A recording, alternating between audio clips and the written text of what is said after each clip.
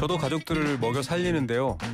저는 여러 가지 복합적인 방송 노동을 팔아서 먹여 살립니다.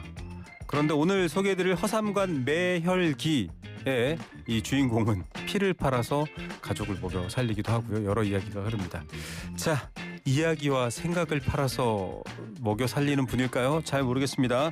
독서계의 쿠마리, 독서 셰르파, 지식의 셰르파 최민석 작가 스튜디오에 나오셨습니다. 어서 오십시오. 안녕하십니까. 앞길이 구말리라서 가야 할 길이 구말리라서 쿠마리 최민석입니다. 예, 뭐 소설가이기도 하고요. 여러 또 방송 매체 출연하시는 분이지만 캐릭터가 많아서 캐릭터 부자이시기도 합니다. 자, 오늘 허삼관 매혈기 갖고 왔습니다. 많은 분들이 책으로도 읽으신 작품이고요. 한국 분들도 물론 또 영화 하정우 배우가 감독으로 또 연기도 했지만 영화로도 만든 건데 이 작품 선택의 이유부터 알려주십시오. 일단 그래도 저도 방송밥을 조금이라도 먹고 사는 사람인데 명절을 앞두고 있잖아요. 네. 그래서 명절에 읽기에 좋은 책이 뭘까 생각을 하니까 이 책이 제일 그냥 먼저 떠오르더라고요. 다행이네요. 예, 우리 코너가 벽돌책 부수기인데 네. 이 책은 사실 두께가 흔히 말하는 그 물리적 속성의 벽돌책은 아니에요. 그렇죠. 네. 그렇지만 깊이는 어느 벽돌책보다 더 깊고 더 단단하다. 네. 그래서 명절하면 요즘 한 최근 몇 년 동안 계속 나온 얘기가 뭐 잔소리 듣기 싫어요. 네. 뭐 이런 얘기 하면 안 된다. 이게 그러니까 가족이 명절 때 되게 조심해야 될 대상. 만나면 서로 너무 감정을 해치면 안 되는 그런 대상 이런 식으로 조금씩 자리 잡아가는데 맞아요. 가족은 원래 그런 존재가 아니잖아요. 네. 예, 내가 가장 삶이 힘들고 쓰러졌을 때 기댈 수 있는 존재, 나에게 힘이 되는 존재, 그런 의미를 되새길 수 있는 소설이 바로 허삼관 매혈기다. 그런 네. 생각이 들어서 이 작품을 골라왔습니다. 예, 가족의 의미. 그 명절 때 자녀들 오면 잔소리 메뉴판이 있습니다. 결혼 언제 할 거니 100만 원. 대학은 어디 가니 50만 원 있거든요. 예. 슬픈 현실을 그렇게 이렇게 재밌게 인터넷에서 쓰는 건데, 자, 가족의 의미를 좀 살펴보겠습니다. 그런데 이제 중국 소설 이러면 아직 낯선 분들도 많으세요. 물론 삼국지로 아주 익숙한 대한민국 국민들이지만 위화 작가의 이 작품 좀 읽다 보면 첫 장을 넘기면 후루룩 빨려 들어가는 네. 재미와 유머가 있죠. 그렇습니다. 일단 기본적으로 이 책은 제목이 많은 내용을 얘기해 줘요. 그렇습니다. 허삼관 매혈기이기 때문에 피를 파는 이야기인데 허삼관이라는 인물이 집안에 어려움이 있을 때마다 네. 피를 팔아서 그 피를 팔아서 번 돈으로 위기를 극복하면서 살아가는 한 가족의 이야기인 거고요. 예. 이 소설의 그 구성 방식은 연작 소설입니다. 예. 그러니까 한 챕터마다 하나의 에피소드가 끝이 나요. 아. 그리고 매 에피소드마다 어려움이 생겨서 예. 매번 이제 피를 파는 식으로 맞습니다. 해결이 되죠. 그렇게 이제 각 챕터마다 하나의 독립적인 완결성을 지니는데 그 챕터별 이야기가 모여서 또 책 전체의 서사를 구성하는 거죠. 와. 그리고 마지막에 네. 가장 큰 사건이 벌어지는데 예. 그때 또 주인공이 아주 큰 위험을 무릅쓰고 피를 팔고 네. 그 후에는 이제 뒷얘기가 약간 붙으면서 이야기가 마무리되는 거죠. 예. 11번 피를 파는 이야기가 모여서 정말 피가 무엇인가라는 생각을 하게 됩니다. 피를 판다는 건 사실 여러분 우리도요. 이렇게 불법입니다. 지금은 적십자를 통해서 저희가 정해진 헌혈만 할 수 있게 되어 있고 헌혈은 순수하게 인도주의적 기부 행위입니다. 절대 사고 팔 수 없습니다. 또 방송에서 듣고 피 팔러 가야지 이러면 저희가 또 심의에 끌려가야 되니까 그러시면 안 되고요. 그런데 좀 이 한국스러운 느낌이 많은 것 같아요. 이 소설에서. 그 왜 그러냐면 이 소설에 심파 정서가 있거든요. 심파. 네. 네. 심파하면 또 한국이잖아요. 그렇죠. 사실 저 요즘 이제 한류가 잘 돼서 반가운 사람 중에 한 명인데 네. 근데 이게 그 한류가 잘 되는 이유는 옛날에 우리는 심파를 좀 너무 올드하다라고 배격했는데 맞아. 이게 청승 같다 막 이랬었어요. 어느 정도 이제 좀 중화가 되면서 이 심파가 오히려 서구권에 새롭다는 거죠. 예. 근데 아무튼 이 소설에는 심파의 정서가 있기 때문에 이 점이 좀 읽다 보면 중국 소설인데도 굉장히 정서는 한국적이다 한국적이다. 이런 네. 느낌이 들어요. 그래서 아마 배우 하정우 씨가 그때 이제 한국 영화로 이거를 감독하면서 직접 연출을 했는 것 같고요. 예. 아무튼 여기에 그 한국식의 신파 플러스 중국 특유의 허풍이 더해졌습니다. 네. 네. 그래서 읽다 보면 그 눈물도 나는데 예. 가끔씩 굉장히 유머러스한 장면들도 펼쳐지거든요. 예. 그래서 흔히 하는 말로 굉장히 우픈 소설이다. 웃픈 웃픈 심파. 이렇게 볼 수 있는 거죠. 예. 읽는데 소설의 주인공도 아닌데 갑자기 여러분 막 방광이 무척 괴로워지기도 하고요. 무리한 장면들이 많이 들어가면 저도 참 재밌게 읽었습니다.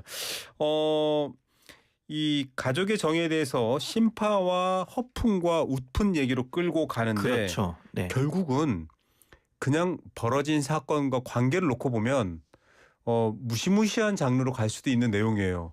네. 이게 내 아들이 아니라고부터 시작해서 많은 얘기가 있는데 굉장히 따뜻하게 가요. 휴머니즘. 그러니까 그 얘기가 나오는 게 결국 이 소설의 주제와 맞닿아 네. 있는데 이 소설이 던지는 가장 큰 질문은 우리가 가족을 떠올렸을 때 가족은 반드시 피로 맺어진 관계, 즉 혈연에 의해서만 가족이 형성되는가 네. 이런 질문을 굉장히 유머러스하게 던지거든요. 네.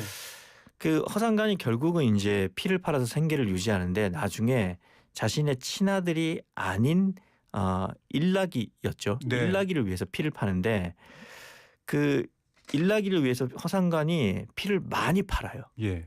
그 자기 건강이 심각하게 위협받을 정도로 피를 많이 팔거든요. 어떻게 보면 내가 사랑한 여자가 다른 남자와 만들어서 낳은 아이거든요. 그 아이를 위해서 목숨을 걸고 피를 판다 이 그렇죠. 얘기입니다. 네. 좀 원론적인 얘기를 해보자면 인간이 피가 없으면 죽잖아요. 그렇죠. 근데 허상관한테는 사실 피가 그다지 중요하지 않은 것이었죠.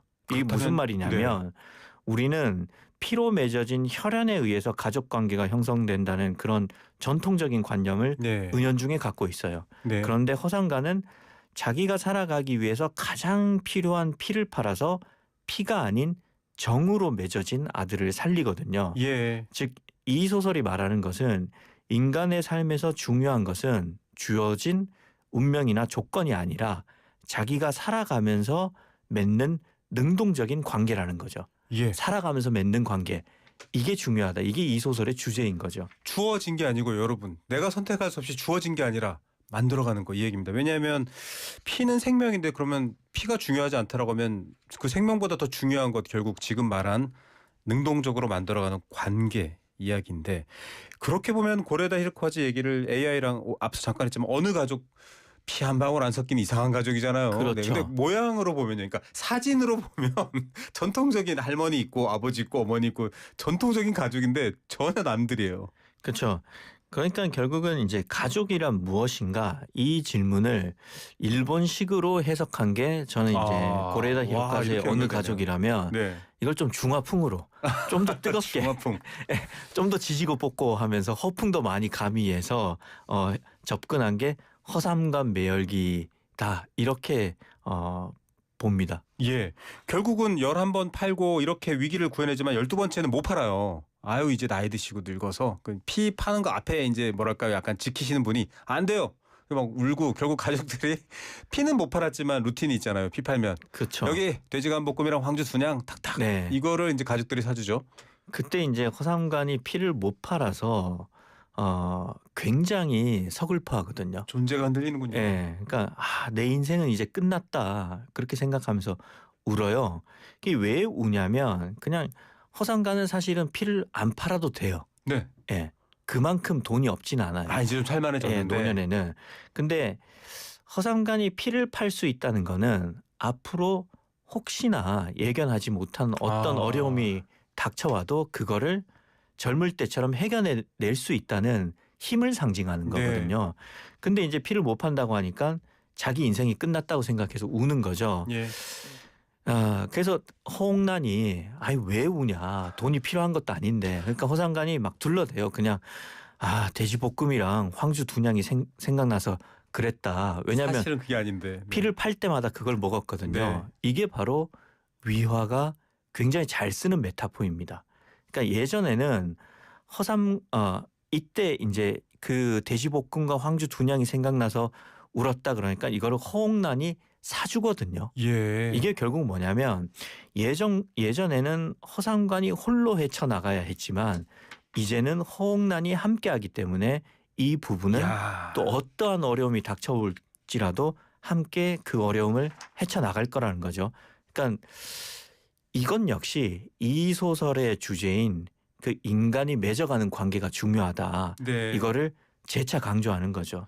와, 이거는 우리 최민석 작가님의 설명 덕분에 저는 마지막을 그냥 훈훈하게 아유 이제 아버지 피 안 팔아도 돼요. 돼지간볶음이랑 황주 우리가 사줄게요. 이렇게 끝나는 문제인 줄 알았는데 결국은 또 그렇죠. 표면적으로 보자면 그냥 한 이야기 끝에 덧붙이는 뒷이야기 네. 뭐 후술 정도가 되겠지만 사실 주제의 관점에서 보자면 야. 이 에피소드는 훈훈하게 이야기를 끝내는 것과 동시에 주제를 강화하는 역할을 하는 맞네요. 거죠.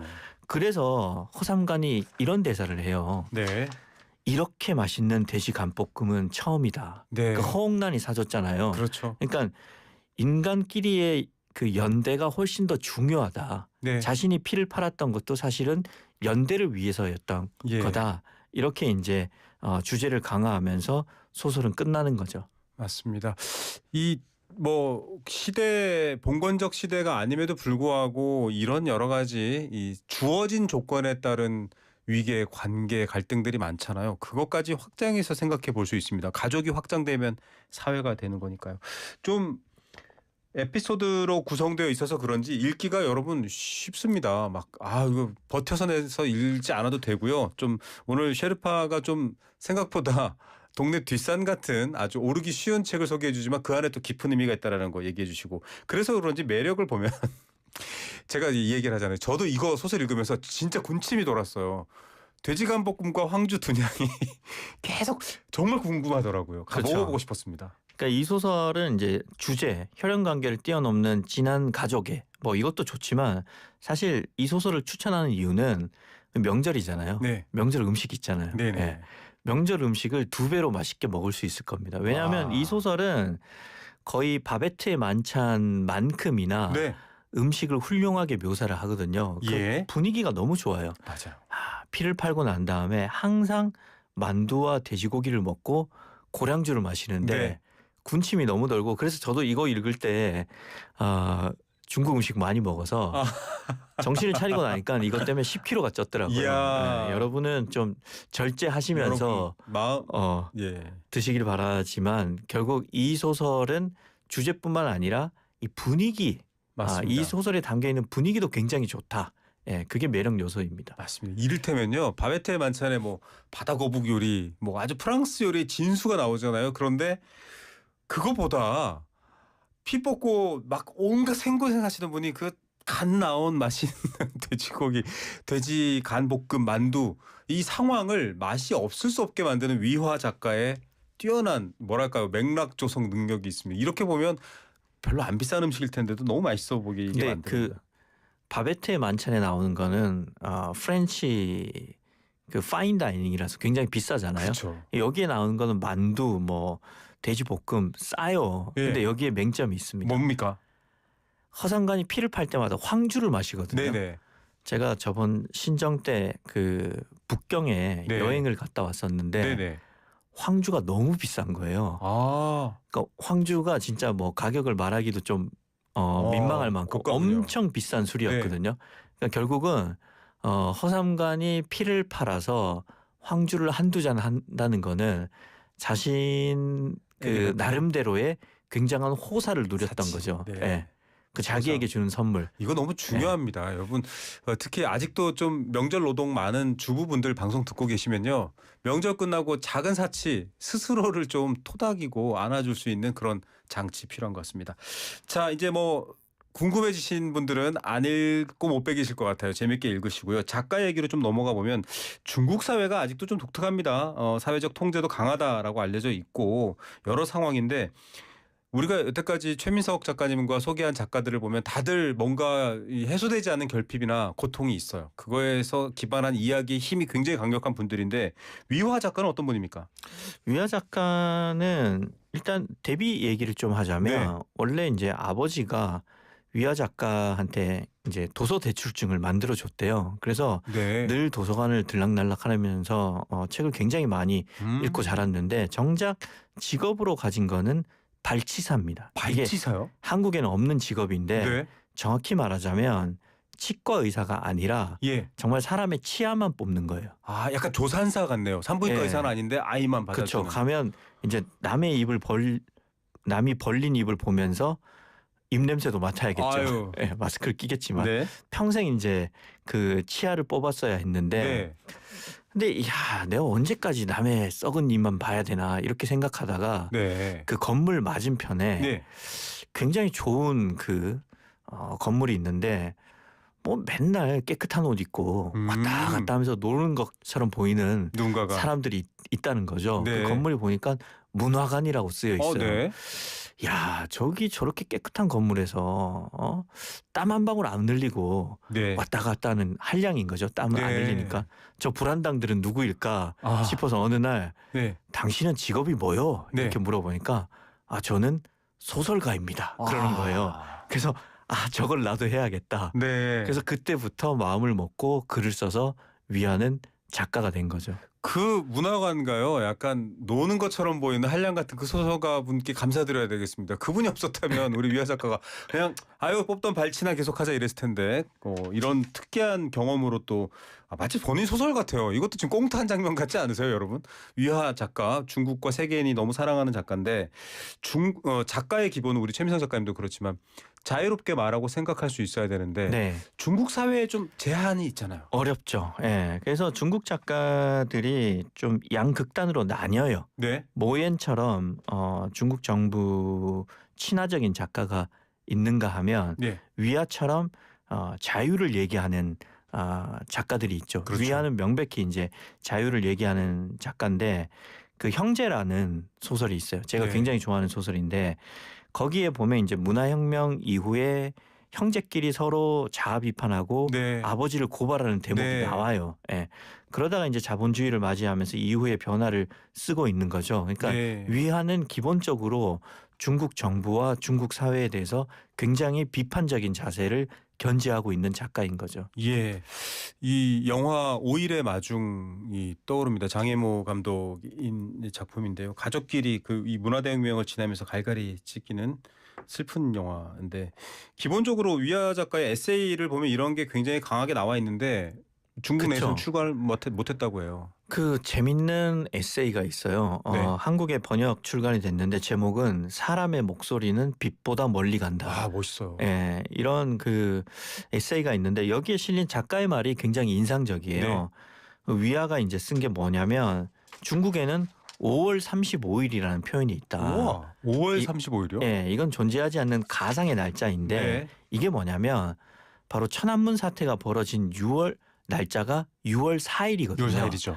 그런데 당국의 검열 때문에 인터넷에 천안문 사태에 대해서 쓸 수가 없어요. 이 6월 4일이라는 날짜를 쓰면 글이 다 삭제가 되는 와, 거예요. 이제 이해가 돼요. 5월 그래서- 35일이 6월 4일이네요. 그렇죠. 예, 31일에다가 이제 4일을 더해서 네. 사람들이 5월 35일이라고 쓰는 거죠. 6월 4일 대신. 소름 예. 돋았습니다.